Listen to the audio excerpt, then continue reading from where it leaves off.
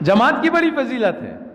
ایک نماز جو تنہا پڑھی جاتی ہے وہی نماز اگر جماعت سے پڑھیں تو ایک روایت میں ہے کہ 25 درجے زیادہ ثواب ہے، ایک روایت میں ہے کہ 27 درجے زیادہ ثواب ہے. 25 ہو گیا 27. ایک نماز ہم تنہا پڑھے وہی نماز کو جماعت سے پڑھے تو 25 درجے زیادہ ثواب، 27 درجے زیادہ ثواب.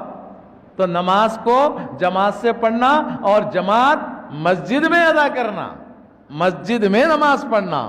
محترم بزرگوں اور دوستو، میں ایک بڑی اچھی بات آپ کی خدمت میں عرض کرتا ہوں. حضرت امام یوسف جو امام اعظم رضی اللہ تعالیٰ عنہ کے شاگرد ہیں، اور امام محمد اور امام یوسف کے ان دونوں کے ایک شاگرد ہیں، حضرت عبداللہ ابن سماعہ، حضرت عبداللہ ابن سماعہ رحمت اللہ علیہ. ان کی عمر 130 سال گزری، 130 سال رہے دنیا میں. 130 سال میں جب سے کہ وہ نماز ان پر فرض ہوئی، نماز فرض ہونے کے بعد سے مرنے تک کوئی جماعت ان کی نہیں چھوٹی. پڑھیے جی، 130 برس کی عمر. اب جب سے نماز فرض کس پر ہوتی ہے بھائی؟ مسلمان عاقل بالغ پر. نابالغ پر تو نماز فرض نہیں ہے. نماز فرض ہونے کے بعد سے ان کی جو عمر 130 برس کی گزری، جب تک کہ کوئی نماز ان کی نہیں چھوٹی.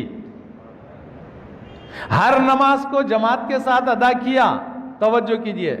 لیکن ایک مرتبہ نماز تو پڑھ لیے لیکن جماعت چھوٹی. پوری زندگی میں ایک مرتبہ جماعت چھوٹی. وہ کیسے؟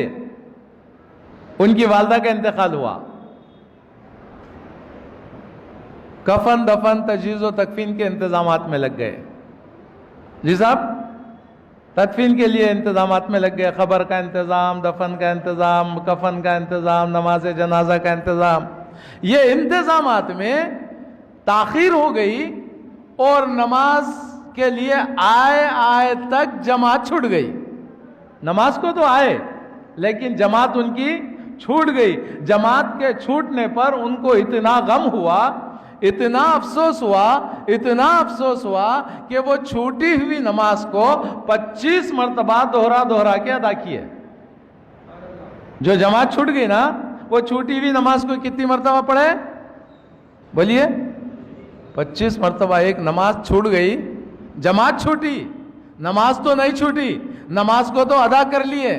نماز ادا کرنے کے بعد سوچے کہ بھائی میری آج جماعت چھوٹ گئی ہے. جماعت کی فضیلت بہت بڑی ہے. جماعت سے جو نماز پڑھتا ہے اس کو 27 درجے زیادہ ثواب ملتا ہے، 25 درجے زیادہ ثواب ملتا ہے. لہذا وہ نماز ادا کرنے کے بعد 25 مرتبہ وہ نماز کو پھر پڑھے. ایک مرتبہ، 2 مرتبہ، 3 مرتبہ، اسی طرح 25 مرتبہ ادا کر لیے. نماز سے فارغ ہونے کے بعد کچھ نیند کا غلبہ ہوا، آنکھ بند ہوئی.